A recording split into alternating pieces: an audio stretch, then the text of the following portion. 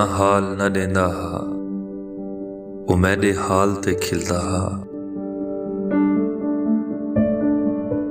वो खिल खिल के बुढ़ वेंदा हा, वत होश संभाल के खिलदा हा।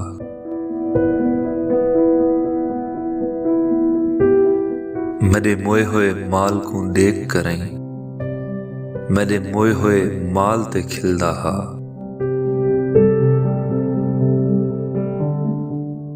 मैं मुश्तर अज ताईं समझ नहीं आई, वो केरी गाल ते खिलदा हा, वो केरी गाल ते खिलदा हा।